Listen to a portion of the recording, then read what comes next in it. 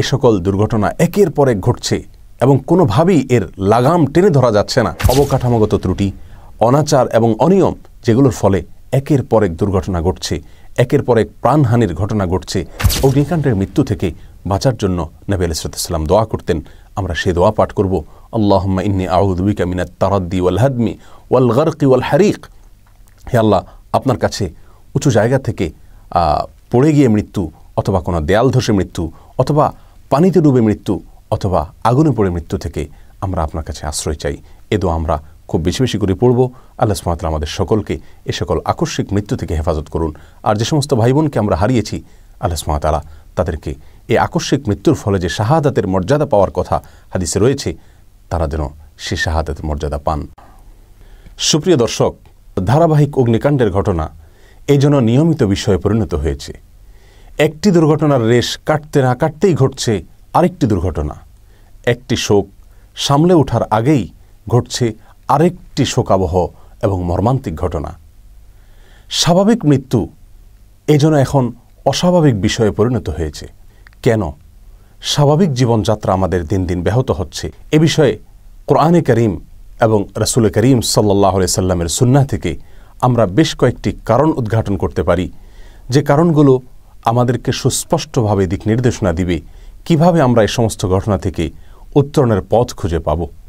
কোরআনে কারীমের সূরা রোমের ৪১ নম্বর আয়াতে আল্লাহ সুবহানাহু ওয়া তাআলা ইরশাদ করেছেন, যাহারাল ফাসাদু ফিল বাররি ওয়াল বাহরি বিমা কাসাবাত আইদিন নাস লিয়ুযীকাহুম বা'যাল্লাযী আমিলু লাআল্লাহুম ইয়ারজিউন।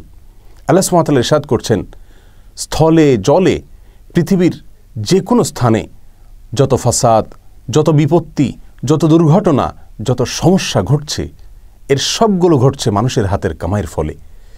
মানুষের কর্মফল হিসাবে এগুলো ঘটছে। লিয়ুযীকাহুম বা'যাল্লাযী আমিলু, আর এগুলো ঘটছে এই জন্য যেন মানুষ স্বীয় কর্মের কিছুটা ফল ভোগ করে এবং নিজ কৃতকর্ম থেকে সে ফিরে আসে সঠিক এবং সুন্দরের পথে, সুস্থ এবং ভালো পথে। প্রিয় দর্শক, কোরআনে কারীমের এই আয়াত আমাদেরকে বলছে, আজ যত দুর্ঘটনা ঘটছে এই সবগুলো আমাদেরই হাতের কামাই। আজ আমাদের দেশে যে সকল অগ্নিকাণ্ডের ঘটনা ঘটছে, এগুলোর পেছনে অবকাঠামোগত ত্রুটি, ব্যক্তি এবং সমষ্টিগত যত প্রকারের অনাচার এবং অনিয়ম হতে পারে, এই সবগুলো হলো এসব ঘটনার পেছনে সবচেয়ে বড় এবং প্রধান কারণ। একবার মদিনাতে রাসূল করিম সাল্লাল্লাহু আলাইহি সাল্লামের জীবদ্দশায় একটি অগ্নিকাণ্ডের ঘটনা ঘটেছিল। একজন সাহাবীর বাড়িতে এই ঘটনা ঘটার পর নবী আলাইহিস সালাম তদন্ত করে জানতে পারলেন যে ওই সাহাবী তার বাসায় আগুন জ্বালিয়ে রাতে তিনি শুয়েছিলেন। আলোর জন্য যে আগুন তখন জ্বালানো হতো, চেরাগ অথবা মোমবাতির আলো, সে আগুন তিনি জ্বালিয়ে শুয়ে পড়েছিলেন, আর সেখান থেকে অগ্নুৎপাতের ঘটনা ঘটেছিল। রাসূলুল্লাহ সাল্লাল্লাহু আলাইহি সাল্লাম এই ঘটনার পর সমস্ত সাহাবায়ে কেরামকে লক্ষ্য করে নির্দেশনা জারি করেছিলেন যে তোমরা কেউ ঘুমোতে গেলে অবশ্যই তার বাড়িতে থাকা আলোর উদ্দেশ্যে জ্বালানো আগুন এটাকে নিভিয়ে তারপর তোমরা শুইবে। রাসূলুল্লাহ সাল্লাল্লাহু আলাইহি সাল্লামের এই নির্দেশনা থেকেও পরিষ্কারভাবে দিনের আলোর মতো ফুটে ওঠে যত অগ্নিকাণ্ডের ঘটনা ঘটে এই সবগুলো আমাদের অবকাঠামোগত ত্রুটি, আমাদের অনিয়ম, আমাদের অনাচার, এগুলোর ফলেই হয়ে থাকে। অতএব প্রথম কারণটি কোরআন এবং সুন্নাহর আলোকে আমরা পেয়ে গেলাম। আমাদের হাতের কামাইয়ের ফলেই এই ঘটনাগুলো একের পর এক ঘটছে এবং একের পর এক শোকের পাহাড় আমাদের বুকে এসে চাপা পড়ছে। প্রিয় দর্শক, এজন্য আমাদের সকলকে নিজ নিজ জায়গায় সংশোধিত হতে হবে। অবকাঠামোগত ত্রুটি এর পেছনে যে বা যারাই দায়ী হন না কেন, সকলকে এক্ষেত্রে দায়িত্বশীল ভূমিকা রাখতে হবে। আর ব্যক্তিগতভাবেও আমাদের কর্মে, আমাদের কাজে এমন কোনো ত্রুটি, এমন কোনো অনিয়ম, এমন কোনো অনাচার রাখা যাবে না যার ফলে কোনো না কোনো দুর্ঘটনা ঘটতে পারে। প্রিয় দর্শক, অতএব এই কারণটির পাশাপাশি এই কারণ থেকে আমাদের উত্তরণের যে উপায় সেটিও আমরা পরিষ্কারভাবে জানতে পারলাম। এর বাইরে দ্বিতীয় কারণ হিসেবে উল্লেখ করতে পারি, আজ কিছু কিছু অপরাধ, কিছু কিছু গুনাহ গণহারে এবং ব্যাপকভাবে সারা দেশে ছড়িয়ে পড়েছে। আর সেজন্য আল্লাহ সুবহানাহু ওয়া তাআলার সাজাও আসছে ব্যাপক হারে। কোনো গুনাহ যখন অস্বাভাবিক মাত্রায় বেড়ে যায়, আল্লাহ সুবহানাহু ওয়া তাআলা সেই সমাজের মানুষের স্বাভাবিক জীবনযাত্রাও কেড়ে নেন। প্রিয় দর্শক, রাসূলুল্লাহ সাল্লাল্লাহু আলাইহি সাল্লামের একটি বিখ্যাত হাদিসে আসছে, তিনি বলেছেন, কোনো সমাজের ভিতরে যখন অশ্লীলতা, বেহায়াপনা, নির্লজ্জতা, ব্যভিচার এবং ব্যভিচার সংশ্লিষ্ট কাজকর্ম ব্যাপক হারে বিস্তার লাভ করে, ব্যাপক হারে বেড়ে যায়, তখন আল্লাহ সুবহানাহু ওয়া তাআলা ওই সমাজের মানুষের উপর সাধারণ যে নিরাপত্তা আল্লাহ সুবহানাহু ওয়া তাআলার সেটি তিনি তুলে নেন। এবং এর ফলে একের পর এক এমন এমন ঘটনা ঘটে, এমন এমন সমস্যা দেখা দেয় যেগুলো ইতিপূর্বে আর ছিল না। প্রিয় দর্শক, সেই জন্য আমাদের উচিত হবে গণতওবা করা এবং বিশেষ করে যে অপরাধটির ফলে আল্লাহ সুবহানাহু ওয়া তাআলা মানুষ থেকে নিরাপত্তা তুলে নেন সেই অপরাধটি থেকে তওবা করা এবং আমাদের তরুণ প্রজন্মকে, যুবক যুবতীদেরকে এবং সকল শ্রেণী পেশার মানুষকে, সকল বয়সের মানুষকে এই দিকটা অন্তত খুব গুরুত্বের সাথে দেখা, যেন কোনো প্রকার ব্যভিচার এবং ব্যভিচারের মাত্রা যে হারে বাড়ছে সেটি যেন আর না বাড়ে, বরং সেটি যেন কমতে থাকে। তৃতীয় যে কারণে এ সকল দুর্ঘটনা একের পর এক ঘটছে এবং কোনোভাবেই এর লাগাম টেনে ধরা যাচ্ছে না, সে কারণটি হলো কিয়ামত অত্যন্ত নিকটবর্তী হয়ে গেছে। তাবরানীর একটি বিশুদ্ধ বর্ণনা এসছে, রাসূলুল্লাহ সাল্লাল্লাহু আলাইহি ওয়াসাল্লাম ইরশাদ করেছেন, ইন্না মিন আমারাতিস সাআহ আন ইয়াযহারা মাউতুল ফুজাআহ। কিয়ামত অত্যন্ত নিকটবর্তী হয়ে গেছে, তার একটি বড় নিদর্শন হবে অস্বাভাবিক এবং আকস্মিক মৃত্যুর পরিমাণ অনেক বেড়ে যাবে এবং ব্যাপকভাবে মানুষ আকস্মিক মৃত্যুর মুখোমুখি হবে।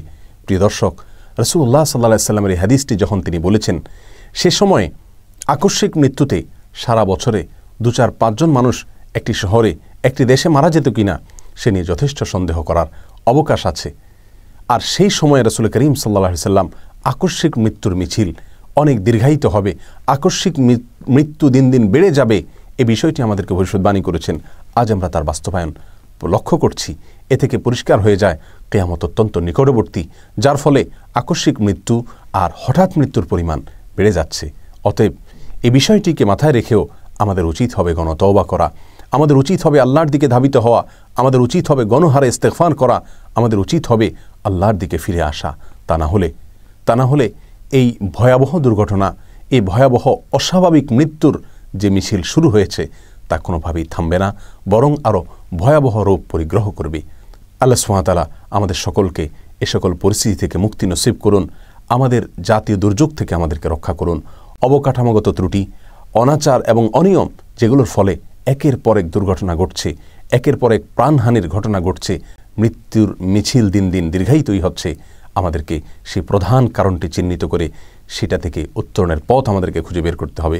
প্রত্যেককে দায়িত্বশীল ভূমিকা পালন করতে হবে এবং গুনাহের ব্যাপারে, আল্লাহর অবাধ্যতার ব্যাপারে যে গণহারে গুনাহ চলছে, বিশেষ করে অশ্লীলতা এবং বেহায়াপনার যে ব্যাপক বিস্তৃতি দিন দিন ঘটছে, এ থেকে আমাদের সকলকে বেরিয়ে আসতে হবে, এর লাগাম আমাদেরকে টেনে ধরতে হবে। সেই সাথে কিয়ামত নিকটবর্তী হয়ে গেছে, আল্লাহ সুবহানাহু ওয়া তাআলার কাছে ইস্তেগফার করতে হবে এবং তওবা করতে হবে।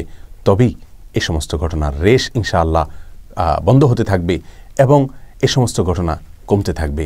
আল্লাহ সুবহানাহু ওয়া তাআলা আমাদের সকলকে নিরাপত্তার যে বিশাল বড় নেয়ামত রয়েছে সেটি দান করুন এবং অগ্নিকাণ্ডের মৃত্যু থেকে বাঁচার জন্য নবী আলাইহিস সালাম দোয়া করতেন। আমরা সেই দোয়া পাঠ করব, আল্লাহুম্মা ইন্নী আউযু বিকা মিনাত তারাদ্দি ওয়াল হাদমি ওয়াল গারকি ওয়াল হারিক। হে আল্লাহ, আপনার কাছে উঁচু জায়গা থেকে পড়ে গিয়ে মৃত্যু, অথবা কোনো দেয়াল ধসে মৃত্যু, অথবা পানিতে ডুবে মৃত্যু, অথবা আগুনে পড়ে মৃত্যু থেকে আমরা আপনার কাছে আশ্রয় চাই। এ দোয়া আমরা খুব বেশি বেশি করে পড়ব। আল্লাহ সুবহানাহু ওয়া তাআলা আমাদের সকলকে এ সকল আকস্মিক মৃত্যু থেকে হেফাজত করুন। আর যে সমস্ত ভাই বোনকে আমরা হারিয়েছি, আল্লাহ সুবহানাহু ওয়া তাআলা তাদেরকে এই আকস্মিক মৃত্যুর ফলে যে শাহাদাতের মর্যাদা পাওয়ার কথা হাদিসে রয়েছে, তারা যেন সে শাহাদাতের মর্যাদা পান। আসসালামু আলাইকুম ওয়া রাহমাতুল্লাহি ওয়া বারাকাতুহু।